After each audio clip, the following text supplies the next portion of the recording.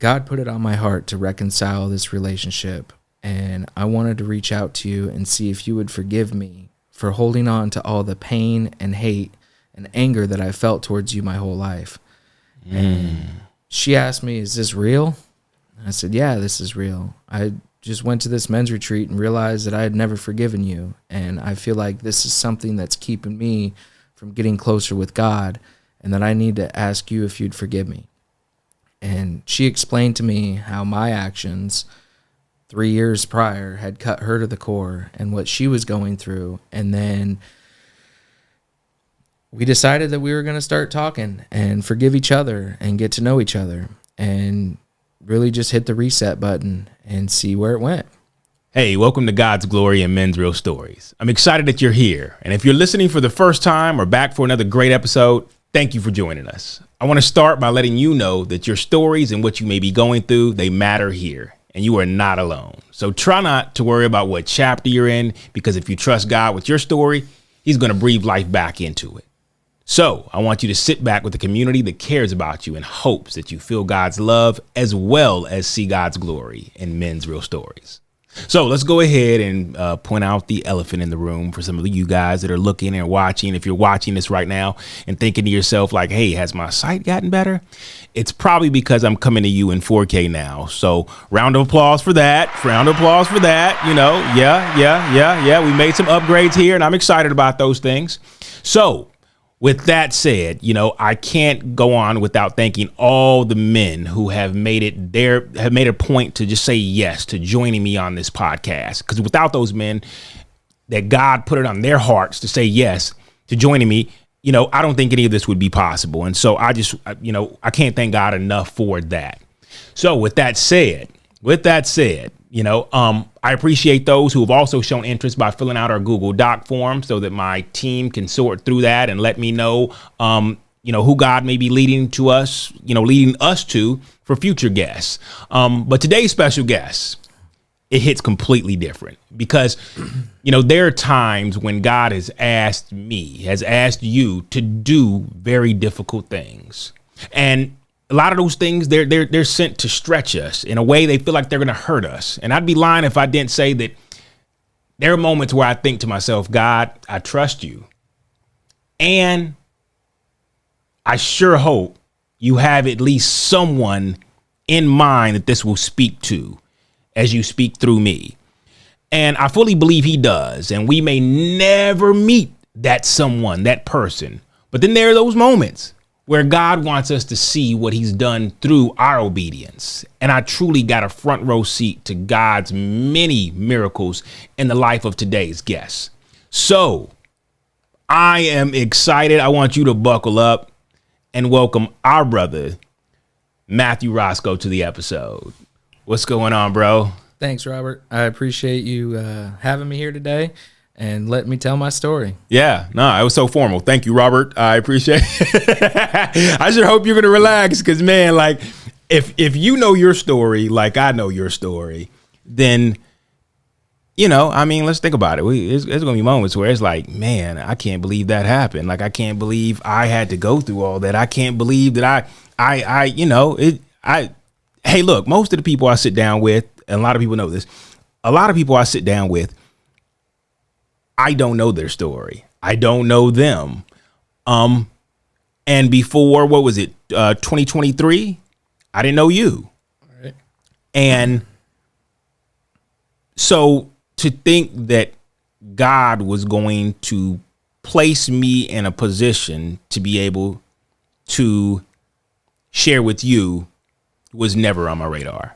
Like never.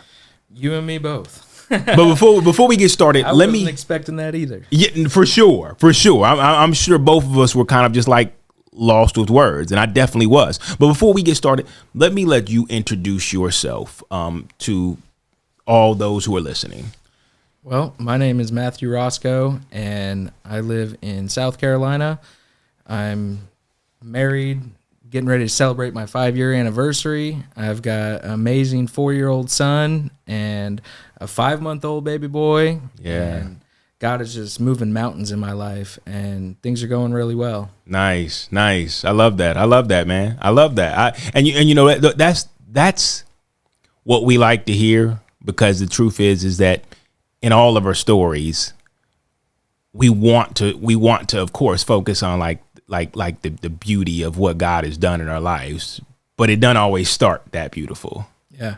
No, it was definitely not your average story, not your average start. Yeah. When I'll just jump right in. Well, here, hold on. Before I just no, I get it. You know what? Before we even get started, I just thought about how I said, a lot of times we focus on the good parts, and it's almost like it's a destination of like, hey, look, when I can get to the finish line of like it just being pretty, I'll be good. And before we even got started talking here today, we were talking about how like, yeah, even when like the rainbow hits the horizon and like we see the pot of gold or whatever, we see the beauty of how life has just come together.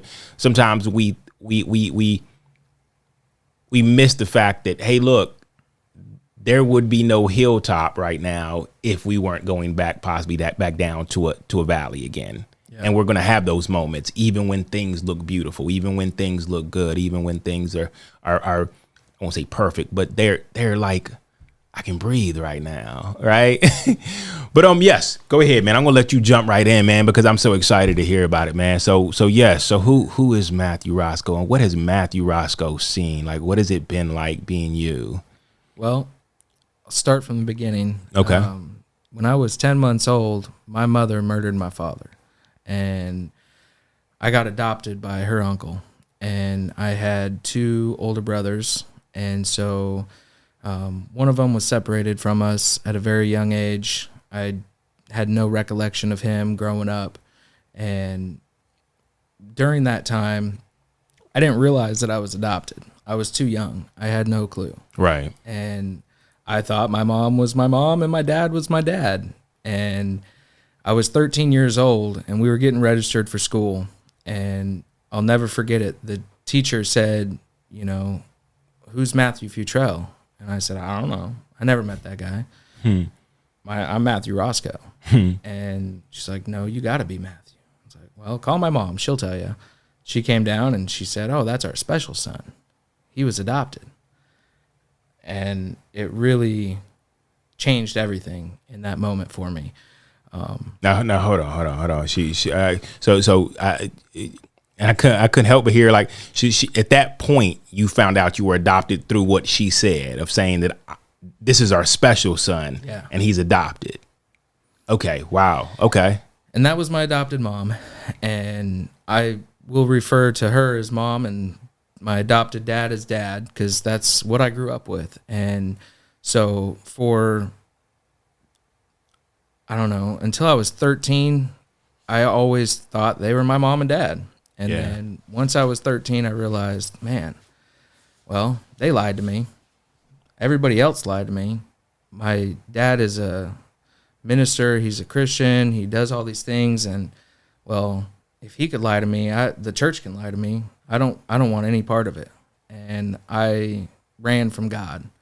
And when I say I ran from God, I turned and a brow-faced and didn't look back.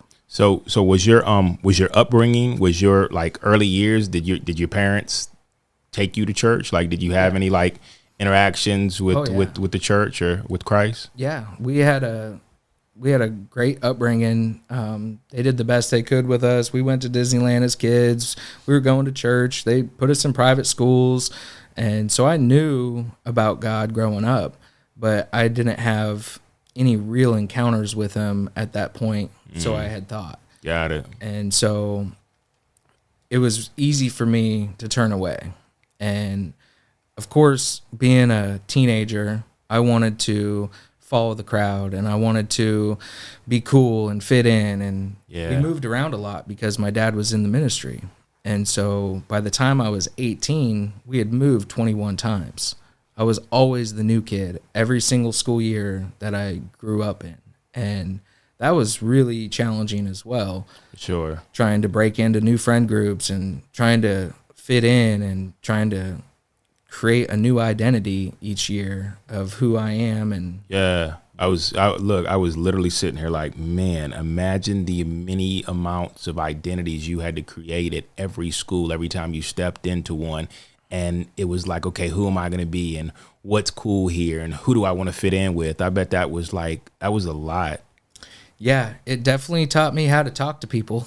Yeah. I got real good at talking. Yeah. There's no hesitation. I can talk to anybody, anytime, any place, from any kind of background, and I'd say that's a real strength that came out of that. Yeah. But one of the other things that I realized is I didn't know who I was, and I was always trying to impress and fit in and be accepted, and I never accepted myself, and it was one of those things that really just led me into my own self-destructive mode, and was really following after whoever would accept me. And the people that accepted me were the people that were drinking and smoking and wanted to party, and like they'll take anybody with them. And so you look like the perfect candidate at that point. Like, Yeah. oh yeah, this guy looks like he would want to drink or smoke with us. Yeah. Isn't that crazy how like all of us are normally accepted by that group? So, I mean, that's where I fit in the best, so I thought. Yeah. And so I went down that path, and I made a lot of bad decisions at a very young age, and I found myself at 18 years old with 6 felony charges. And that was something that I wasn't expecting. I didn't realize that was going to be the consequences of my actions.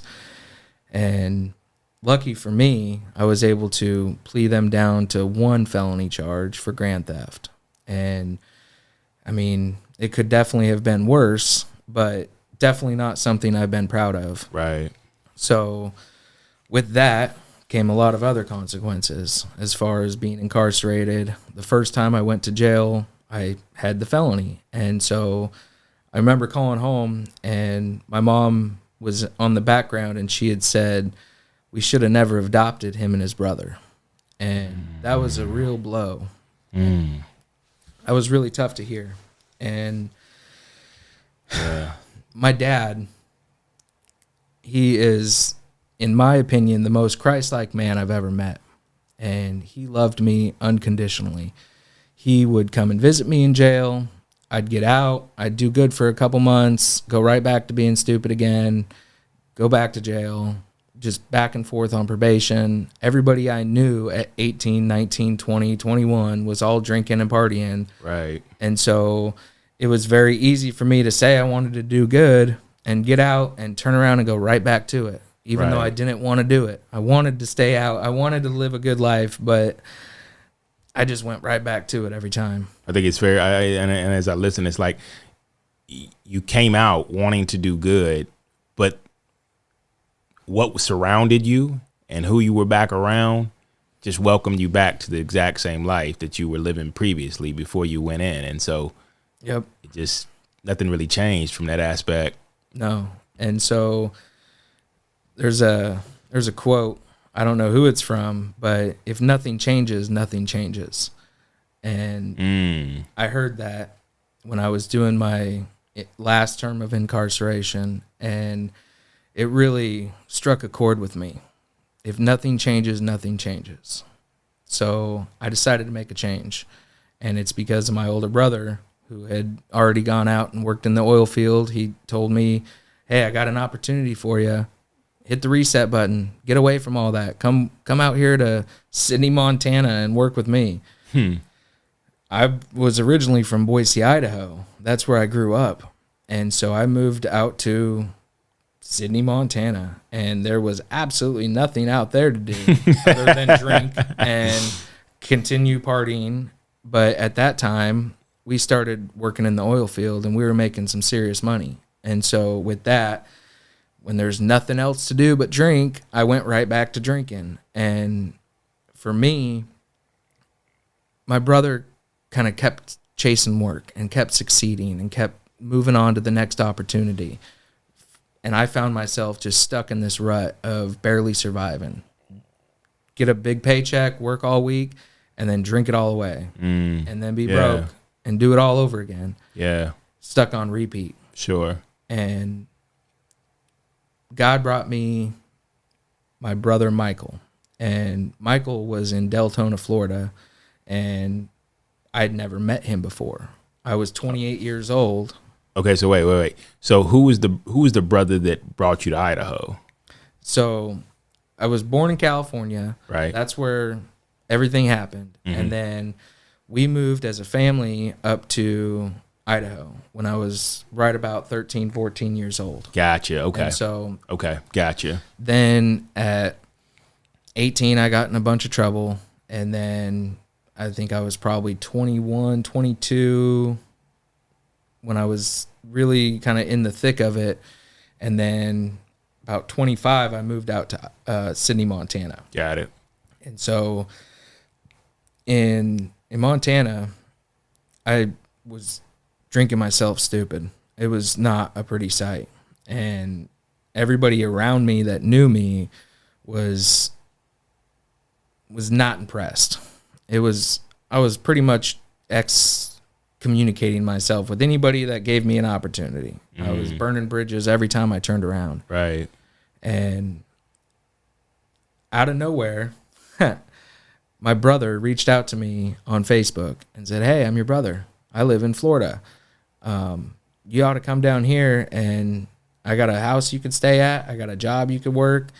You can come live with me, and we can get to know each other and build a relationship." And that was right after my second DUI within 90 days. And I really didn't have much to lose at that point. Yeah. I pretty much lost everything. And it's like, well, if I'm going to be drunk, I might as well be drunk on a beach. It's too cold here. Let's go to Florida.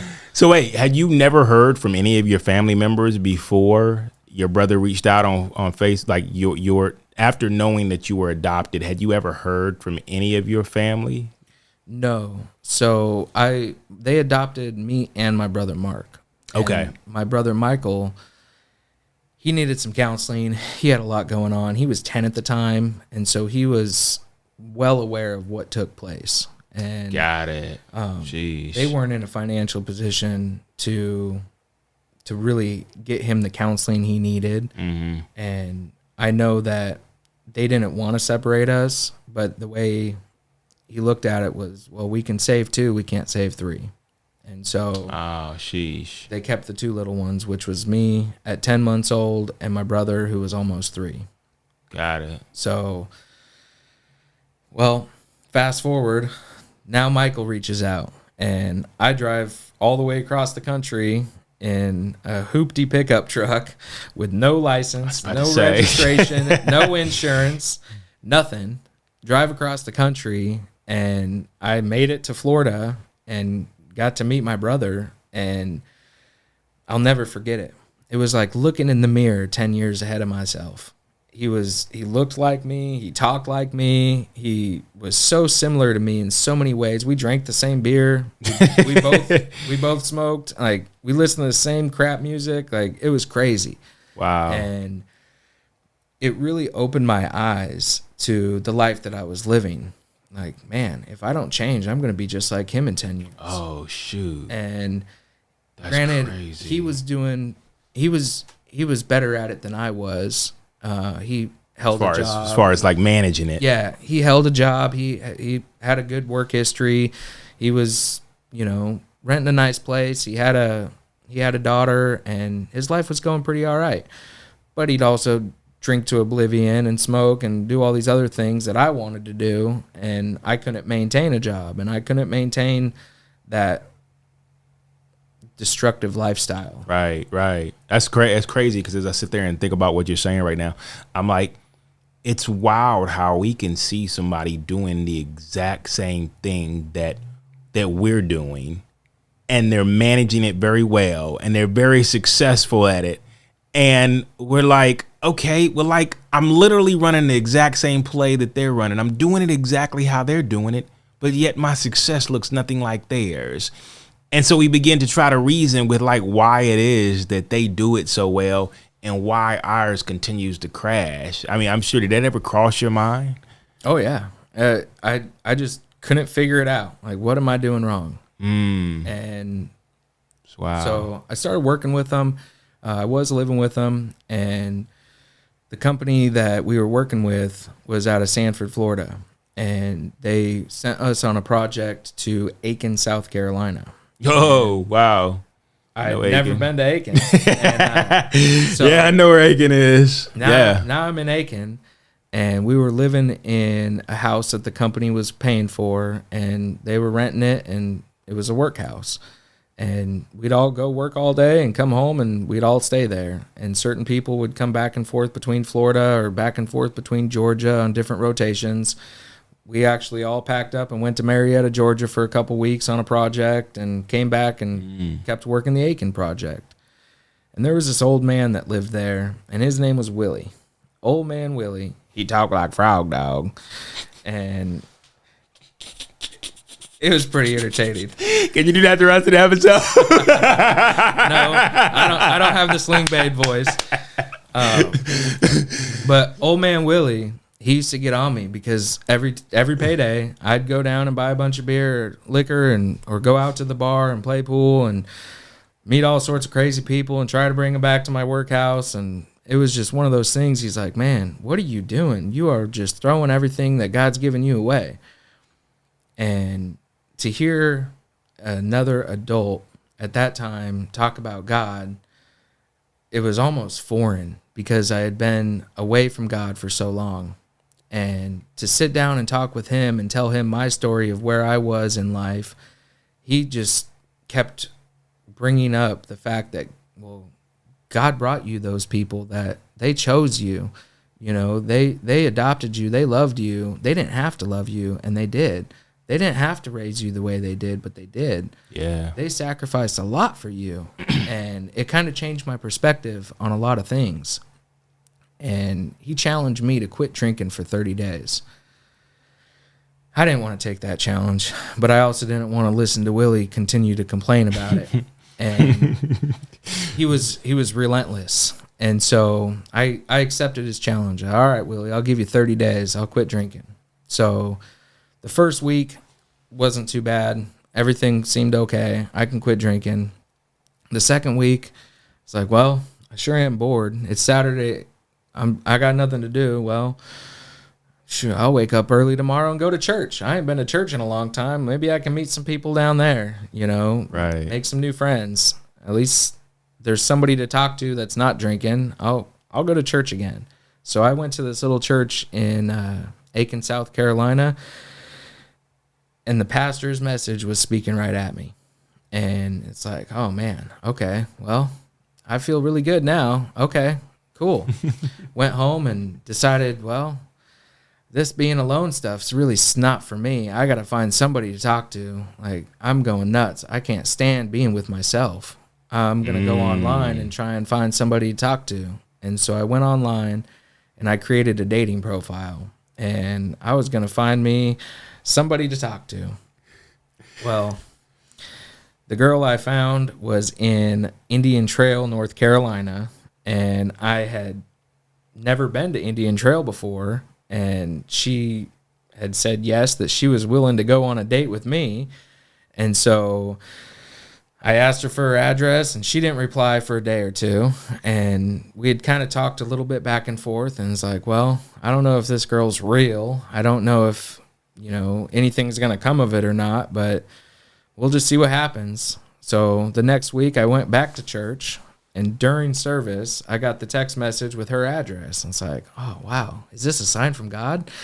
Okay, now I got her address. I'm going to go meet her.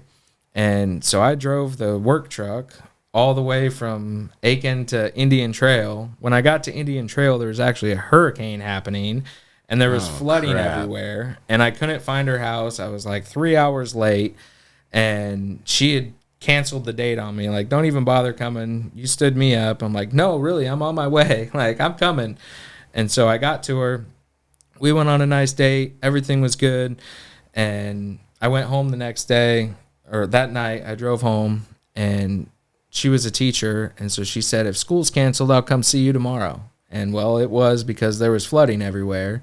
So she drove down to Aiken and got to hang out with me for the next day. And I thought, well, that was reciprocative. Like, I drove out there, she came out here, we might have something. Mm-hmm. And then I told her where I had been and the things that I had done and my life so far. And well, she broke up with me. She didn't want nothing to do with me. Wow. And Didn't see that one coming. No. And so I thought, well, if I could just get one more opportunity with her, I can show her who I really am. Well, wait, what was the reason though? Like, what was her reason for breaking up? Like my criminal past, my excessive poor decision making, so many different things. My dysfunction. That's fair. Lots of things. Yeah, that's fair. And I talked her into giving me one more date. And so we went to pizza and decided that we were going to have an adventure. And while we're sitting there looking at places to go or things to do near me, and I said, "You ever been skydiving?" She said, "No." I said, "Well, you want to go skydiving on our date?" So our second date, we went to skydown and jumped out of an airplane on our second date. And we've been together ever since. Was it the skydiving that got you? Yeah, got it. Now, I mean, we're going on 5 years. We've got 2 beautiful boys, and God has brought us together for a reason. Yeah. And so that's real though. Like what you just said, like God has brought us together for a reason. And I think sometimes that's overlooked in a lot of our lives because it gets so bad that like it's almost like you overlook the part of like God brought us together, because it's like God couldn't have brought us together to do this. Yeah. Or to live like this. And I've thought that before. That's how I have looked at things of like, well, maybe this wasn't God's choice. Maybe this is my choice. And so maybe I should like mulligan this and be like, all right, God, I'm going to, like, how do you want to do this? Like my whole life. But God already was working in our stories before we were even turned our stories over to him, which I think is so rich. Absolutely. And I hadn't at that time. And I was just beginning to find my Christian identity. And so we started dating, we got pregnant, we moved in together, and then we got married. So we did it backwards. Okay. But you're talking to somebody that's done it flip flop backwards over again, flipped it over again. Yeah. So, but yeah. I think that it's one of those things that everything happens for a reason. And at where we were in life, God really found us where we were. And so we started going to church, and I didn't know of any churches in Indian Trail.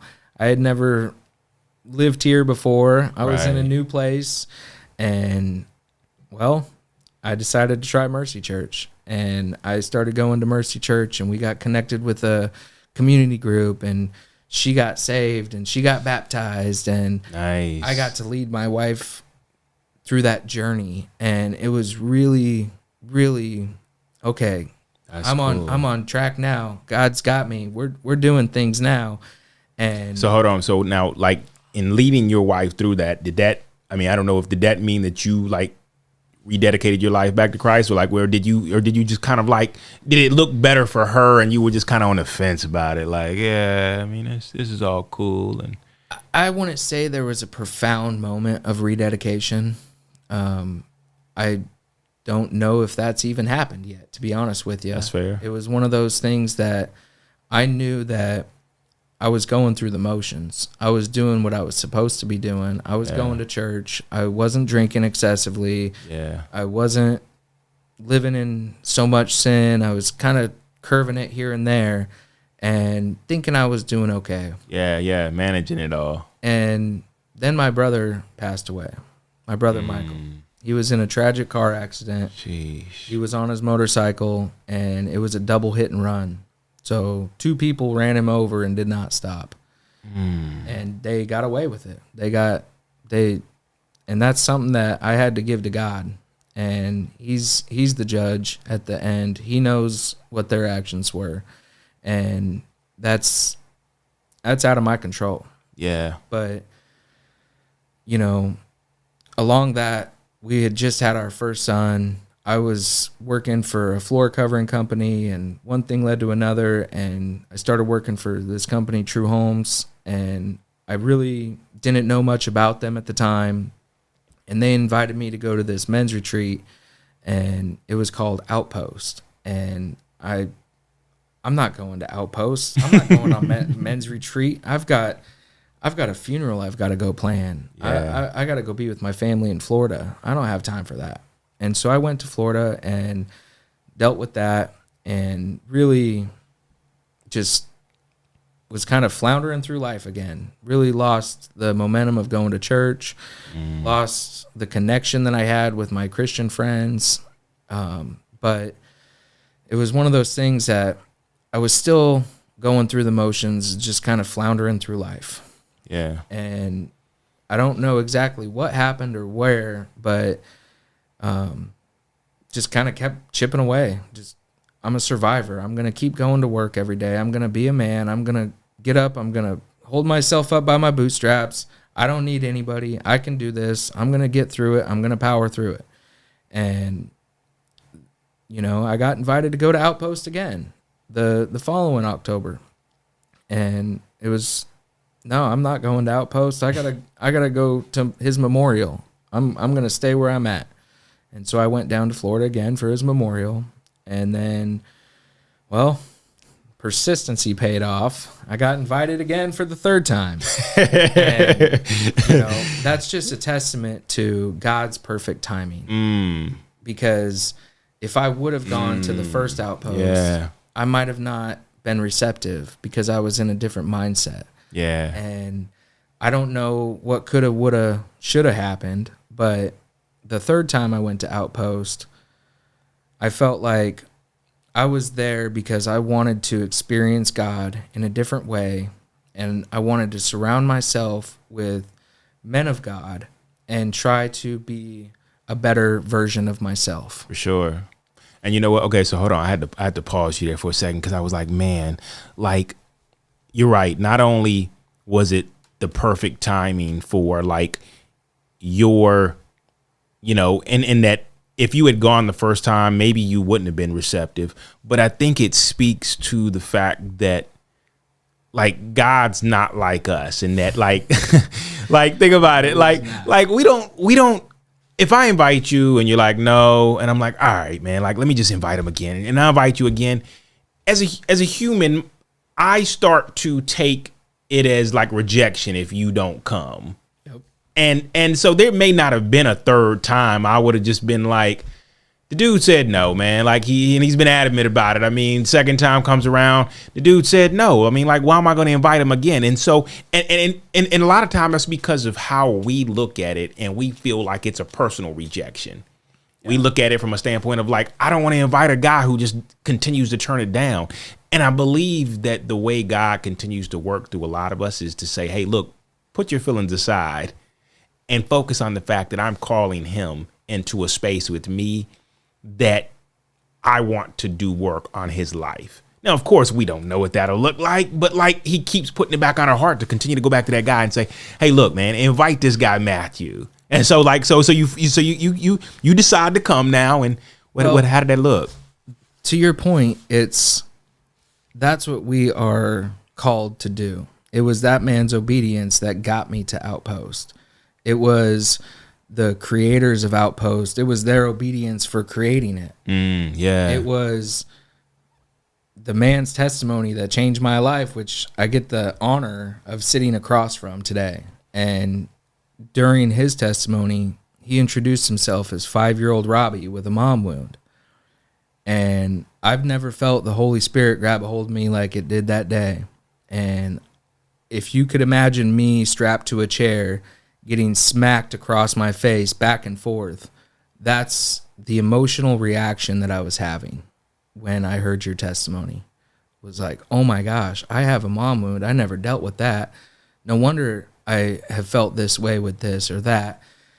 I never dealt with that before. I shoved that in a box and put it in the back of my head and was never cleaning out that closet. Yeah. Didn't think I needed to. Yeah. I knew my mom and a dad that had adopted me. What do I need her for? Like, why do I need to forgive her?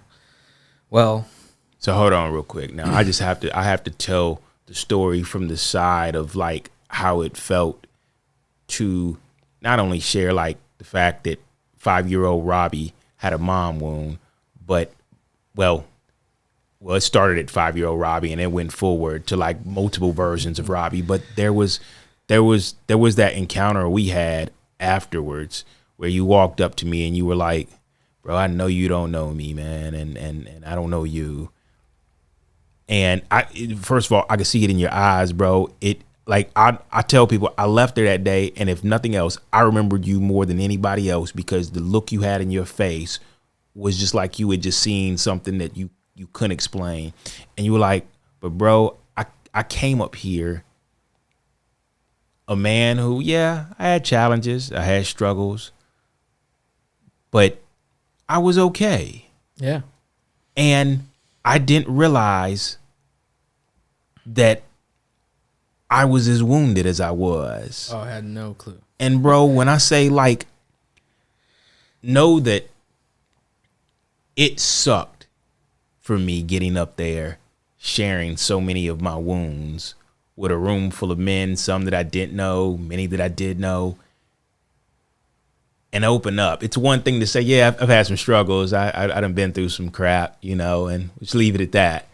But to have to like go through a lot of the wounds that I had carried for so long that had turned me from Robbie to Rob, it sucked. Yeah. Like it sucked. And I felt like God was wanting to just see me flounder in front of a bunch of people to prove a point, which I couldn't explain. And when you walked up to me, it was almost like, I remember you were crying, but bro, it jacked me up, bro. It made me cry because I kept thinking, God, why would you have me share that with a room full of people? Why would you have me go through all those knowing how much they hurt? And it was almost in that moment he answered my question of like, because this man needed to hear it. Yeah. And jacked me up, bro. I needed to hear it. Yeah. I wasn't ready for that. And at that moment, I knew that I needed to forgive her. And so forgive who now?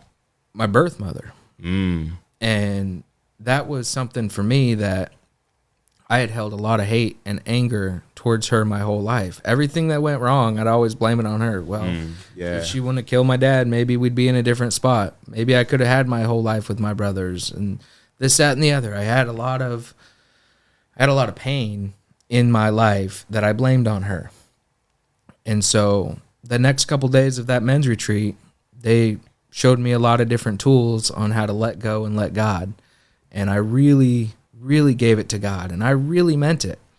And 20 minutes after I left the outpost, now I got my phone again because I had my phone off. I wasn't paying attention to the outside world. I was really trying to focus on what they had and absorb it because it was already changing me.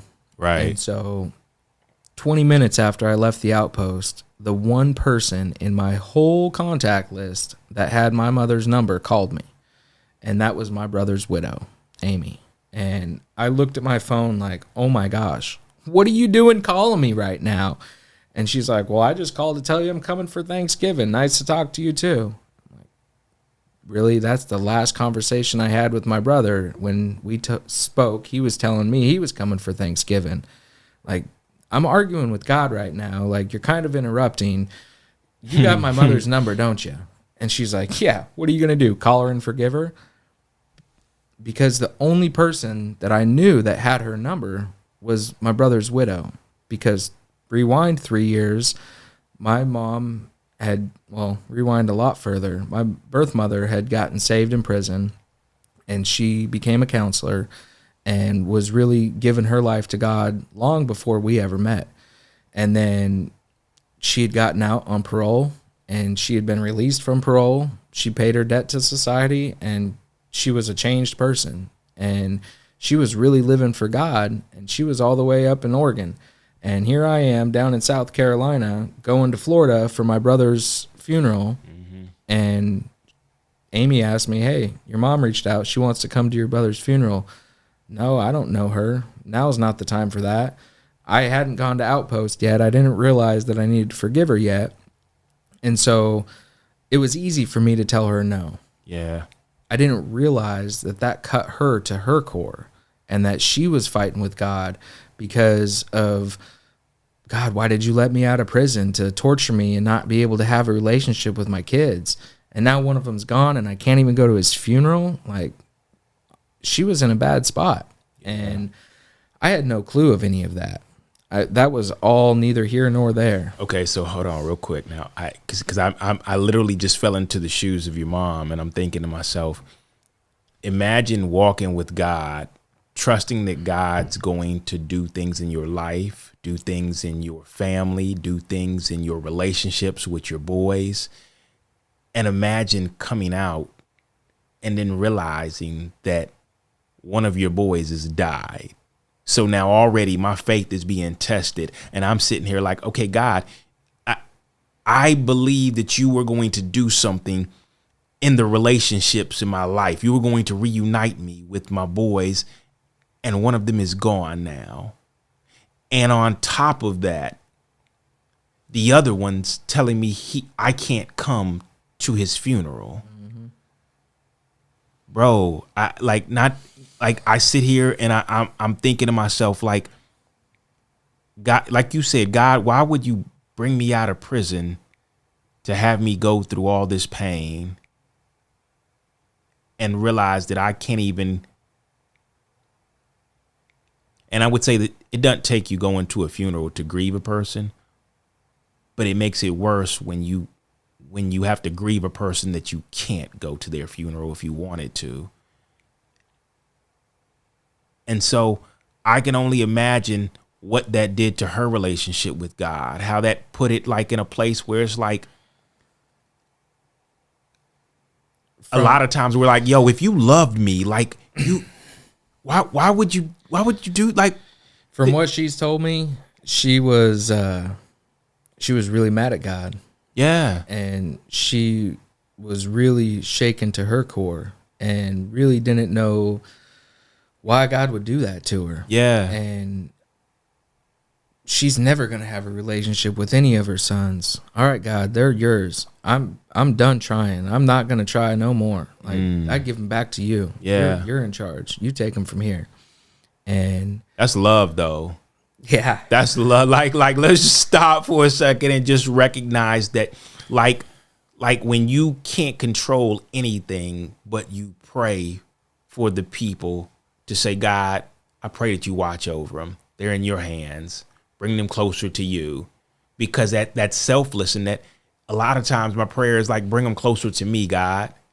But the truth is, I think she realized that you guys needed to be brought closer to him. Yeah. That's that, bro. And sheesh. In the midst of that, come on, that's wild. In the midst of that, here I am, listening to your testimony, realizing that I do have a mom wound, that I do need to forgive her. Yeah. And then Amy calls, and it's like, holy crap. Yeah. The next song on the radio was I Surrender All. And I literally looked up in my truck like, okay, God, would you give me a minute? Like, can I put all this together? Fine, I'll call her. Okay, I'll call her right now. Like, I'm not, okay, yep, I'll call her. And so I called up my mother at 35 years old for the very first time. And it was our first conversation that I ever got to speak with her.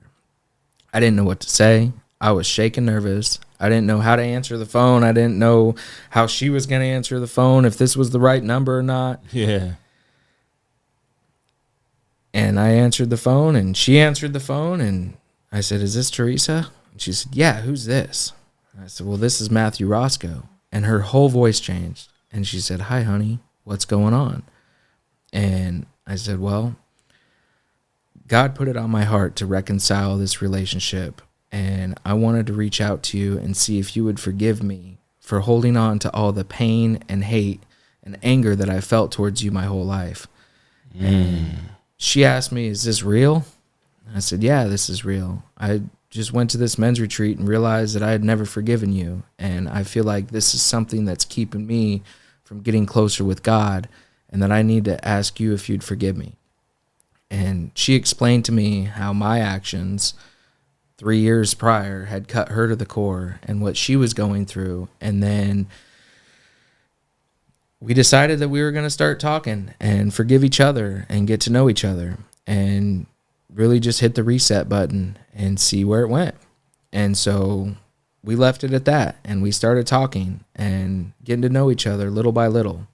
Over the course of the next couple months, she wanted to come out and meet me in person. I wanted her to come out and meet me in person. And then my wife was very hesitant and very cautious, because we're bringing somebody into our lives that we don't know, and they did do 25 years in prison. We don't know what to expect. You know, is this really going to be good for us? Is this a good idea? And I really believe that God wanted us to be together, or else he wouldn't have brought me you and brought me the realization of forgiveness and brought me closer to him through that. So she came out in April, and she stayed 2 weeks with us. And I got to hug my mom for the first time. I got to pick her up from the airport. And when I tell you the hand of God was in our house for 2 weeks, it was beautiful. We weren't fighting. We weren't arguing. Everybody got along. My kids loved her. My wife liked her. Everything was great. And so it's like, well, man, you're retired. Why don't you sell your house and move down here and live life with us? And one thing led to another, and she sold her house, and she went back home, and she packed up a U-Haul, and I don't think she'd ever driven a big truck like a U-Haul before, or pulled a trailer with her car all the way across the country. Right.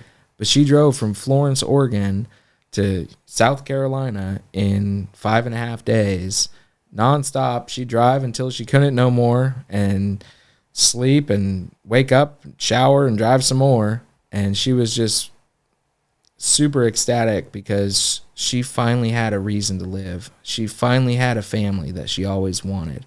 She had her son back. She had grandchildren. She had a daughter-in-law. And so she celebrated that whole journey, listening to worship music and praising the Lord and coming down here. And she's going under contract with True Home. She's fixing to close on a house in one of my neighborhoods. And I get to be her guy that goes through the walkthrough and do that with her. And it's just super exciting to have that in my life now. Yeah. And to be able to share this story of forgiveness is something that I never thought was going to be possible. And really, the biggest point of me telling this story and what I want people to take away from it is that God's going to find you where you are. If he's talking to you, you better listen, because he's going to keep telling you and make it even more clear and might make it even harder, but he's going to make his way when you don't think there is a way. Yeah, no, for sure. And like you said, sometimes he has a way of getting our attention by making things very uncomfortable and what we have made so comfortable, by shaking things up, by making things very, very uncomfortable. But I recognize that it's in those moments where he's trying to shake us out of spaces that we're never meant to be in, that he begins to push us into spaces that he's calling us into. And I mean, I think we can both sit here and say that was truly our story. That was how we met. I mean, it was the uncomfortable space of saying, what the heck? Sure, I'll go. Yep. It was the uncomfortable space of me saying, all right, God, I'll share it. It was the uncomfortable space of saying, okay, I'm going to choose to forgive. I'm going to choose to walk in love. And knowing that even in that, like our stories are far from over, because our faith is going to continue to be tested, even in spite of like, oh yeah, this is so great right now.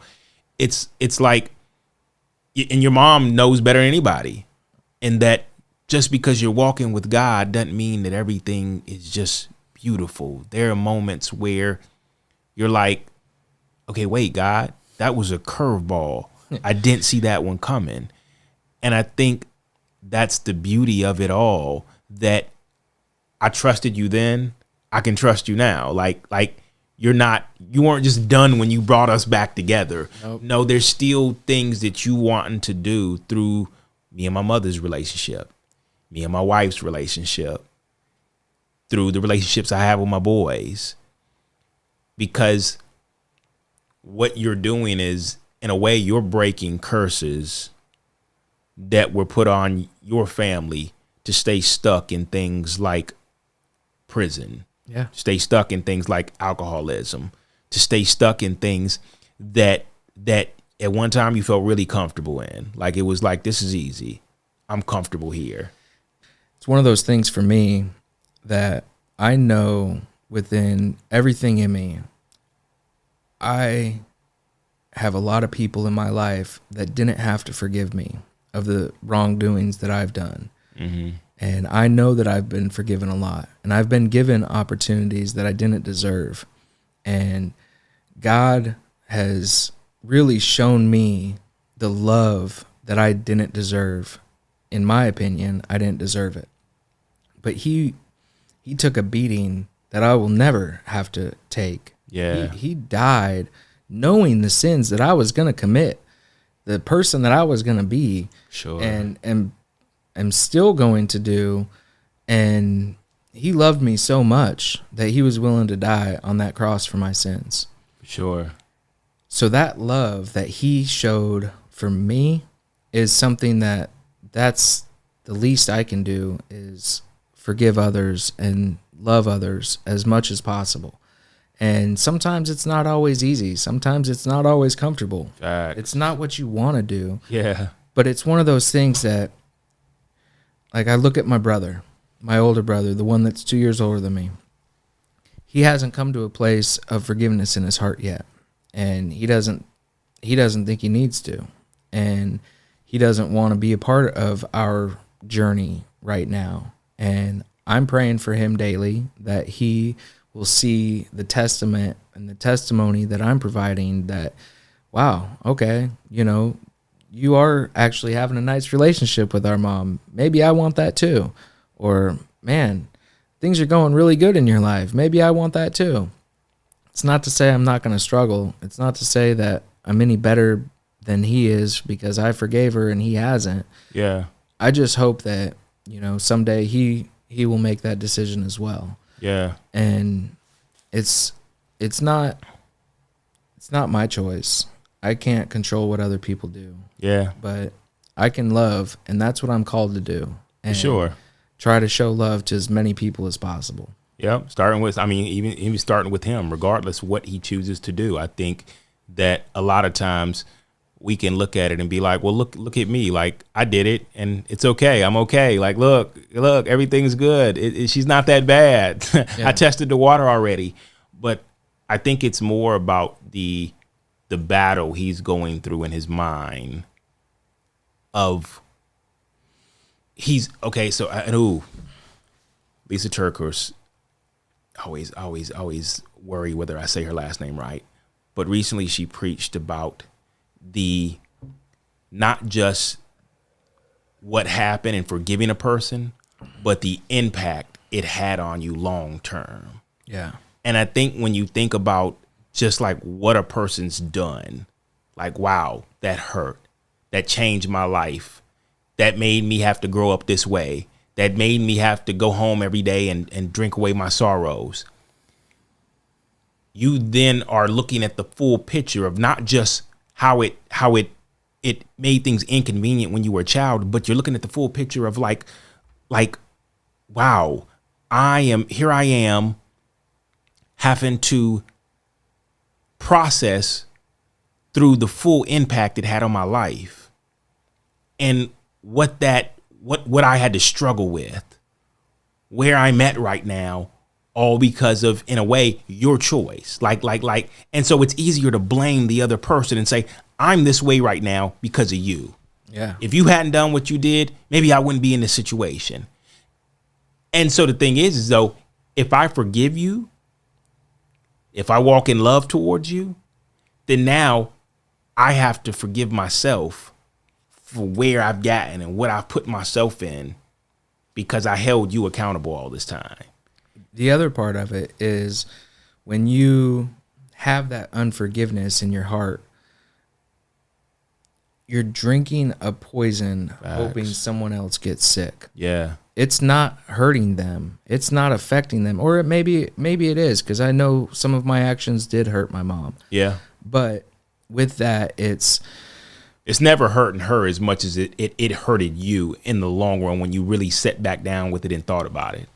And once I was able to actually talk with her and forgive her, God brought me the peace that surpasses all understanding. It washed away from me like that load of stones that you brought up on stage that day.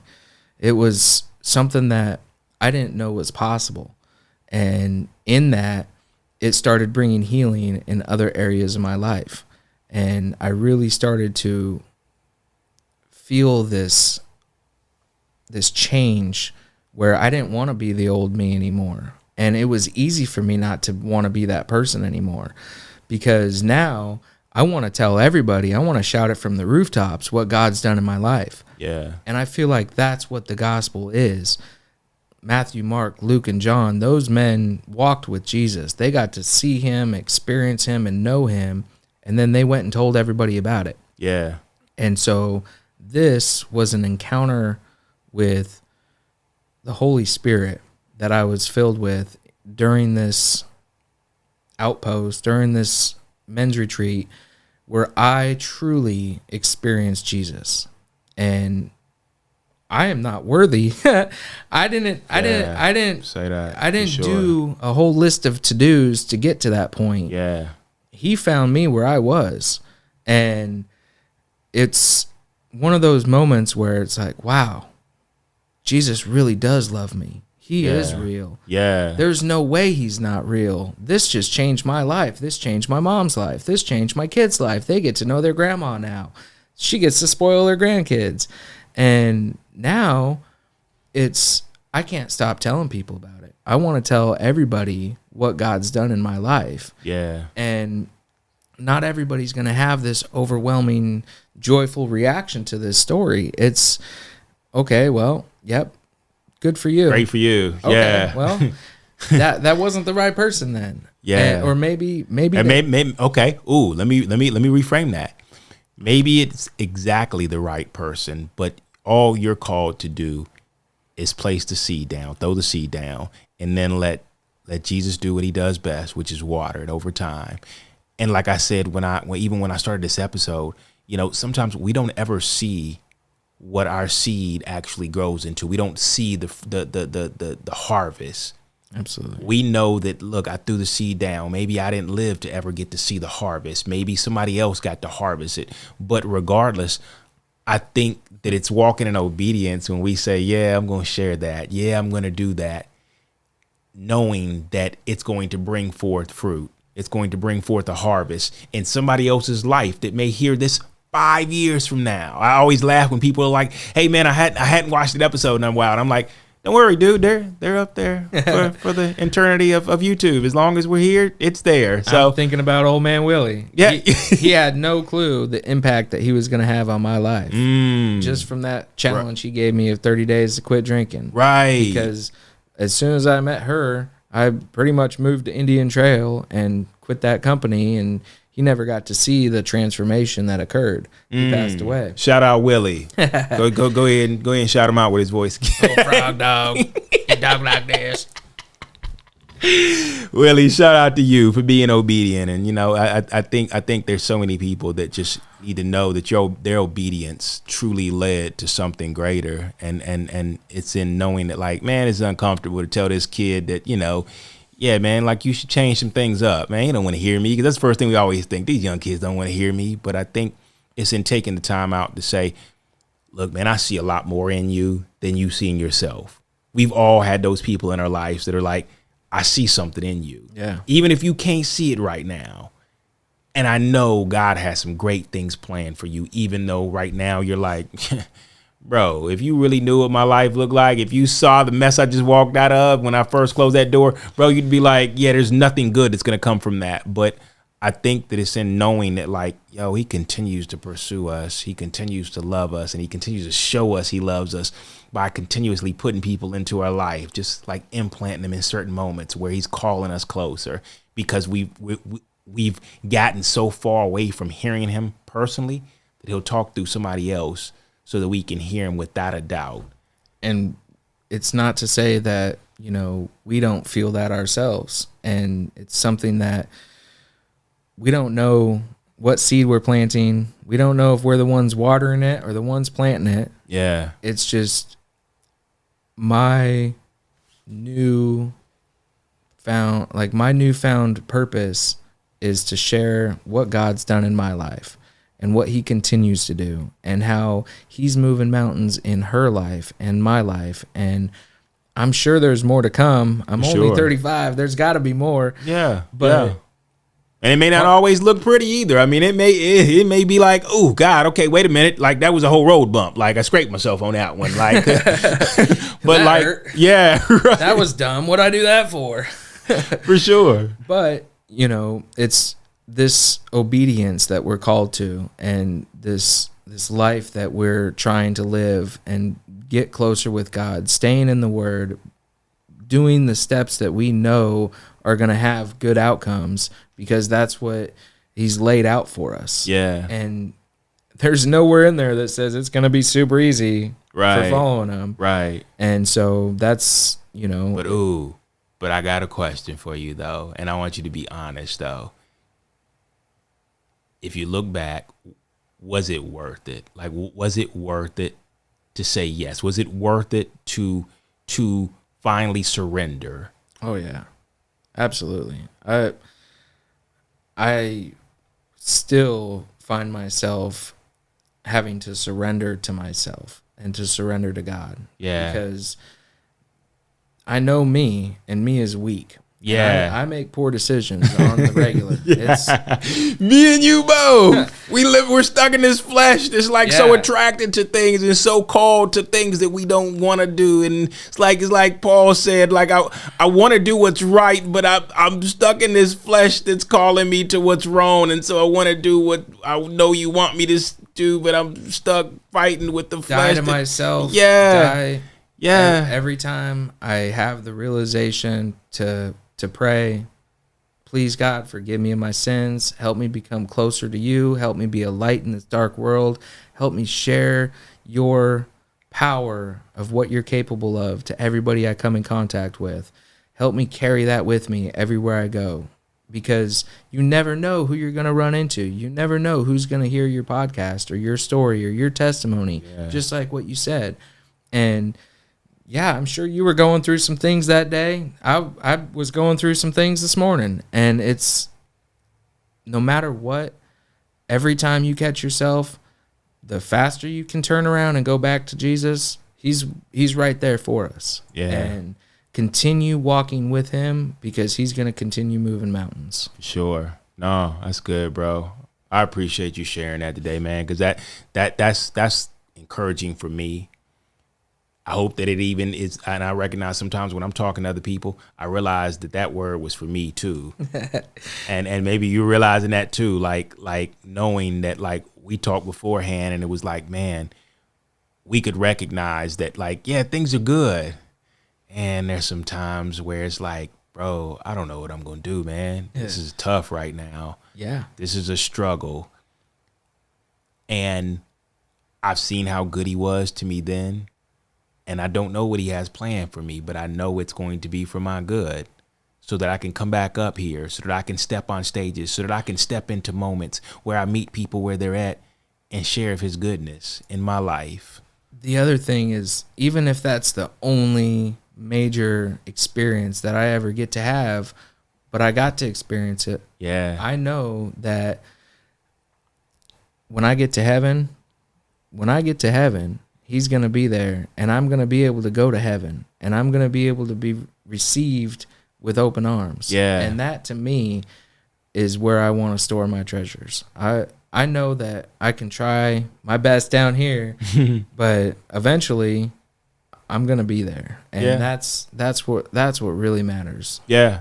No, I mean, yeah, you're exactly right. You're spot on. I mean, the truth is we focus so much on what we're to do here that we lose track that while here, this is temporary, and I'm called to do greater things.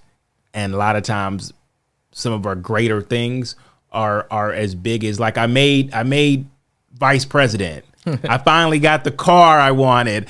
I finally accomplished everything they told me I wouldn't.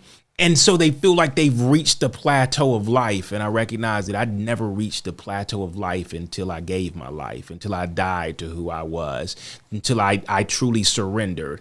And man, when I say, like, I started reaching parts of my life that I didn't even know existed, to say, okay, wait, God, this was never in the cards. Like, this was never a plan of mine. Yeah. But it was in those moments where I realized I was truly living my best life, the life that was written for me, not the life I wrote for myself.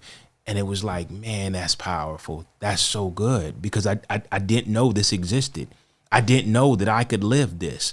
I didn't know this was capable, that God could use me in these ways. And it not just be like, oh, I'm doing it for God. No, it's like, I'm enjoying life right now. Yeah.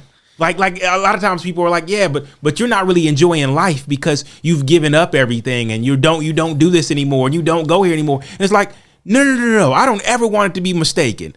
I am enjoying life right now. If you're not loving life, what are you doing here? Yeah. It's like I'm here enjoying life and doing what God wrote for me, but I'm doing it all while doing things that I actually enjoy now. Yeah. Like, I used to think I enjoyed that. And maybe in that season, living that as that person, maybe I did enjoy it then, because I was talking to somebody about that today. But I recognize that where I'm at now and who I'm living as now, the identity I'm living out of, I love life, dude. Yeah. I enjoy life. God is not just a good father, but he's a provider. He's provided me a lot of these things that, like, even you're viewing us through right now. This wasn't just like I woke up one day and I just, like, God has truly set a stage, created a ministry that he simply just asked me to be a good steward of. And he provided the men like you to come and sit down and be like, bro, like, never would I ever thought that my life would have made the turns it made. I never would have thought I'd have met you at an outpost and you would have just, like, buckled me in and been like, get ready as I drop these stones on this stage and wake you up every time I drop one. Because I'm not going to lie, every time I drop one on the stage, it's like it awoke in me. Like, I mean, it hit the stage and I'm like, bro, I'm done. I'm not picking that back up. I'm not carrying that out of here. Nope.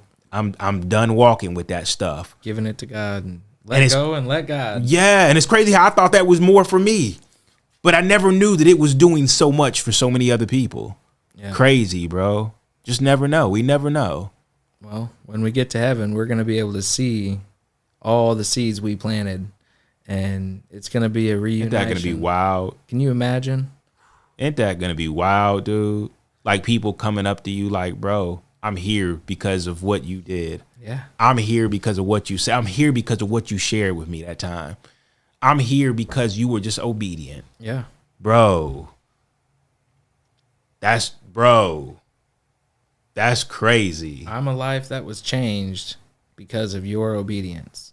And I'm sure your life was changed because of someone else's obedience. Yeah. And so that's what we are called to do. Experience Jesus and share our stories. And everybody has a story, and Facts. Everybody's story matters. Yeah.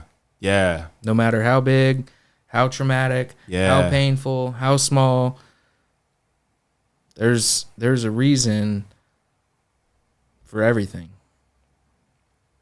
Man, you literally just took the words I was telling you, and you know what, bro, I appreciate you sharing your testimony today, and I recognize that it's on, like, it was after a really rough week, man, and like what you literally just said, I was telling you about how a close friend of mine died, and it was so unexpected, bro. Like you know how like I think when I hit 70, I'm gonna be like, well, I mean, my brother was 98. I mean, he lived a good life. It was kind of, but like when you lose friends who are younger than you, and you know the path God had them on because God intersected both of us as we were like preaching the gospel, as we were meeting people where they were at, encouraging them, letting them know I see you, letting them know that you matter. And I kind of think about like how there were times in the Bible where God had disciples of his cross paths and share their stories and walk with each other and go encourage other people and continue to bring the gospel to so many. And I think about how I look at my story now and how my story cross paths with a good brother of mine that I was telling you about named, I called him Chad. He went by, his name was Charles, and how what he was doing and how people recognized the light that he was, that was working through him, the just the love that he shared with people, the encouragement, the fact that like one of the first brothers to ever just be able to be like, bro, I love you. I love you. And it was just like, yeah, okay. Like it's when I'm still warming up to just telling people I love you. Like it was like, it was just so, it was so real. It was so warm. It was so embracing. And I recognized that like one of his, a line that everybody remembers him for is one that you just said of like, we all have a story. We all have struggles, but know that you're not alone. And how that touched certain people in a way to let them know that they're not alone in their story. They're not alone in the struggles they're going through.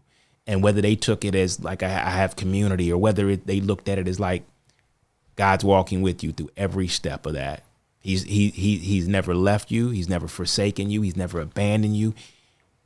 And he when you're crying, he's crying with you. When you're looking at all that's pound up against you, everything that's just there to destroy what you feel you're holding on to. I just recognize that sometimes there's those moments where he's like, if you just open your hands, and stop trying to control it and hold on to it all, watch what I can do. And so in such a beautiful episode that we had today, man, and just you sharing your story, man, I would love to like not only dedicate this episode to your family, to your mom, to your family, that they will continue to see God's glory through your story, but also to my brother Charles, Chad Height the third, because I recognize that God called us all into spaces and moments where he speaks through us to encourage and love and meet people, man, in their stories, in their mess that they think God doesn't want to do anything with. And we can recognize it just because people may say, hey, bro, that's a really ugly story. I don't know if I want to date you, or I don't know if I want to be around you, or if I don't know if I want you around my people or whatever. God is like, bring it here. Yeah. I love you just how you are. Yep. Yeah, I know it's a mess. And I'm good at that. I'm good at messes. Bring it here. And yeah.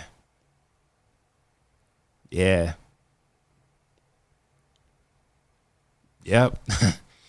I'm not gonna cry today, bro. Not right now, man. But yeah, that's good, man. But bro, before we get out of here, man, anything you wanna leave the people with while I sit over here and soothe myself? The biggest thing is I want somebody to find strength in my story, that if I can give this to God and truly give it to God, then you can give it to God. Why are you holding on to it so tight? It's only weighing you down. Sure. You're carrying that for you. It's not affecting them like it's affecting you. Yeah. And maybe sure. that is keeping you from getting closer with God. So let go, give it to God, and allow him to enter into that space. Good. Because he'll feel it. Yeah. Every time you give him the opportunity, he'll feel it. Yeah. He'll join you. He's right there with open arms. Sure. He wants to be there. No, for sure. Brother, I appreciate you coming today, man.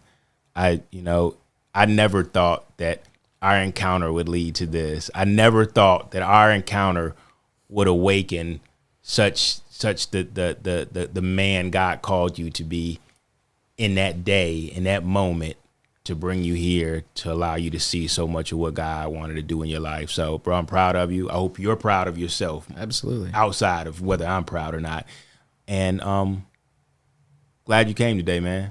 Glad I got to share this moment with you, man. I'm glad those got to tune in today and really be able to tap into like just what God's doing in the lives of so many men and our stories and our hurt and our pain.